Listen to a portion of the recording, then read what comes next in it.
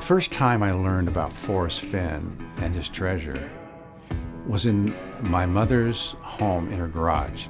I was reading one of my brother's magazines, and of all things, here's this article on Forrest Fenn and how he had planted this treasure in the Rockies. And then he composes this poem, and he tells us, if you follow all the clues in the poem, it'll take you right to the treasure.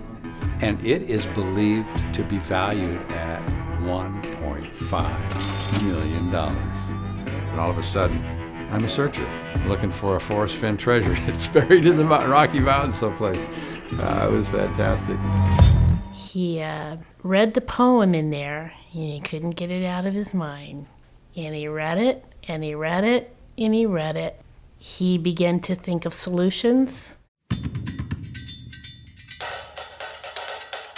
I asked myself the question, where's this guy, Forrest Fenn? Where's he going to hide it? He says 4 states.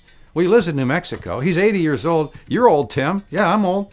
Well, you like driving all over the place looking for stuff? No, I don't. I like to stay close to the house. Well, Forrest is probably the same. Do you think, Tim, think about this. You think he would like to be able to find out if somebody found his treasure? Yeah. Okay, then it's probably close by. He'd probably want to go to a place where he could look and see if that treasure was found, if the area he put it in was at all disturbed. What I had was a state, and I had a name that I thought I would try and run down, and the name was Brown.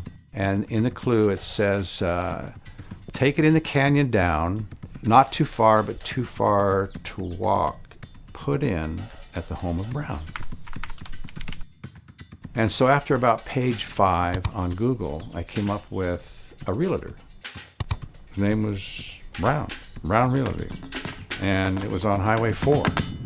So I started that as my starting point. And so I started going up the canyon. As I'm going up the canyon, I'm looking at anomalies, and I'm looking for things in the river, and I'm looking for something that's going to pique my interest. And of all things, I see a script written Z. Not the typical Zorro Z, but a script, a handwritten Z.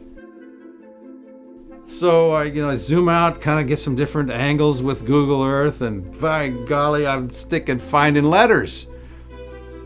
I got an edgy E, really edgy E, but it's an E. And then the A is a lot easier to see, the L is a lot easier to see. And the B, it's all trees. I could see it's a B. My wife couldn't see it was a B. No, Tim, there's no B there. It's a B, it's a B. Trust me, it's a B. And before too long, I'm looking at BLAZE. It's just unbelievable. Yeah, I remember that in the poem. There's something called a blaze. Nobody's talking about this. Nobody even knows it. Let me tell you something. Today, you go on 50 chat lines, chat sites, websites, Forrest Fenn sites, interviews. Nobody's talking about BLAZE. I mean, I don't know. I fell into the thing. I was like, just like you put your foot in a bucket of mud or something. It's just lucky. I don't know. I don't know if it was luck or not, but.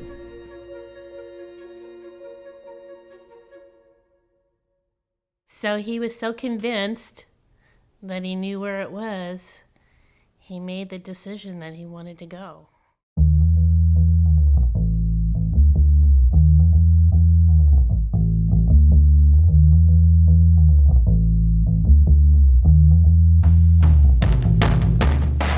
To date, there's 3 guys who've lost their lives looking for this treasure.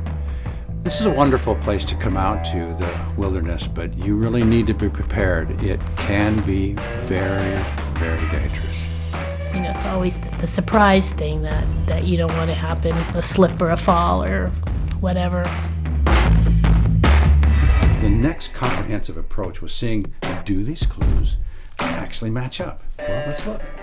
Begin at where warm waters halt. Well, the blaze is in a place called Val-Ez Caldera, and it's known for its warm waters. Take it in the canyon down. Gee whiz, that takes me right to the home of Brown. This is starting to get a little scary for me, realizing that I'm actually on the right trail. There'll be no paddle up your creek. So Forrest is trying to get across the idea, don't go into a place where there's real deep water. This is a place where there's just a small creek. And Hemis River satisfies that clue. Just heavy loads and water high. So the headwater of this Hemis River is this huge, beautiful edifice called Battleship Rock. So I'm looking at this edifice thinking, is that it? It says, look quickly down, your quest has ceased, but tarry scant with marvel gaze. Difficult clue to interpret, but gee whiz, to me, that's the tomahawk handle. There's a tomahawk handle there. If you bury the tomahawk or the hatchet, that means go in peace. That takes the blaze, which is a whole half mile long, and it condenses it into one small 200 square foot area. When the things are lining up this way, and you're in the process of the potential of finding this much money, your palms start sweating and you just, don't bother me, I'm trying to figure this out. If you're brave and in the wood, there's only so many places you're going to put a treasure in a place like this. You can either put it under rocks, under bushes, or if there's a tree with a cavity inside of the tree at the base, that's your spot. I'm spent. I'm tired. I'm spent. I know that I'm in the right area. Where is this thing? I look up to the right a little bit, closer to where that tomahawk handle is, and I see some trees up there, and I thought, well, let me just go check that out. You know how when your alarm goes off and you're supposed to be someplace a half an hour ago, and it's an important appointment, how the blood just goes right out of you? Is when I saw that pine tree, that's exactly what happened. It's over. I looked at the pine tree. I looked at the clearing out in front of it. Now you have to remember, this is primitive forest. So everywhere you walk, you're crunching, you're walking on rocks and debris. And in front of that tree, it was clean. Somebody had taken something out of that tree. And before they took it all out, they cleared all the brush. And then they pulled out whatever was in there and probably opened its lid and laid it all out. So when I saw that, it was quite evident that somebody had been there before me and found that stinking treasure.